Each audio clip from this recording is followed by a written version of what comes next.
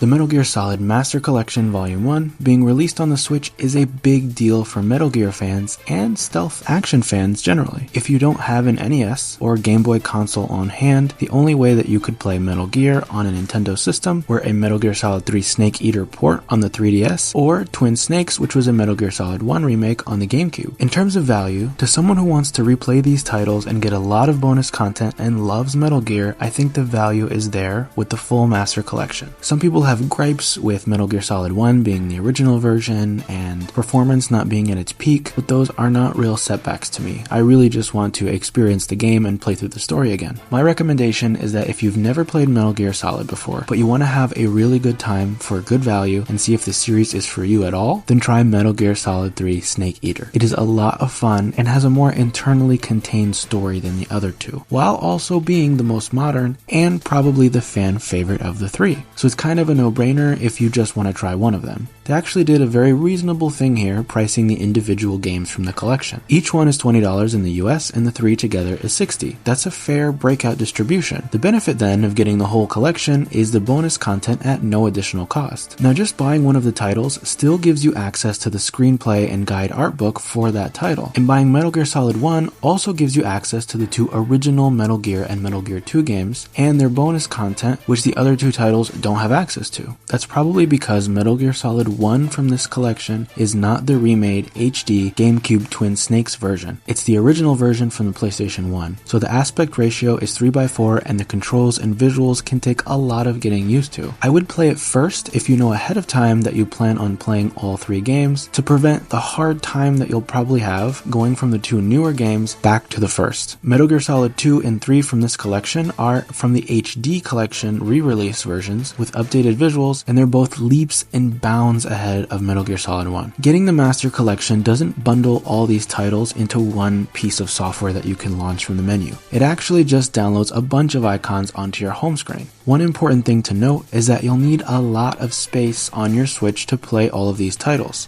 One benefit of all the titles being separate is that you can download them and offload them from your console as needed to manage your storage space if you don't have much left. Here's a quick tour of all the bonus content and what you can expect from the Master Collection. Each title has its own beautiful title screen where you can decide if you want to see the screenplay book, guidebook, or get right into the game. These guidebooks are actually really cool and include art, behind the scenes content, and some gameplay guides to finding collectibles. They're about 80 to 100 pages. You can also skip around with a table of contents and listen to some background music while you do that. The bonus content software you get with the Master Collection includes a music player, some additional classic Metal Gear titles, and two series of visual graphic novels that you can download from the eShop. There's quite a good amount of bonus content here for die-hard Metal Gear fans that I, for one, appreciate having. I think that with games like Red Dead Redemption coming out on the Switch for $50, you really can't look at a game as awesome as Snake Eater for $20 on the eShop and be too mad. I'm really excited to finally get to play one of my favorite series of all time on the Switch. I'm dying to see what titles are in Volume 2 of the Master Collection.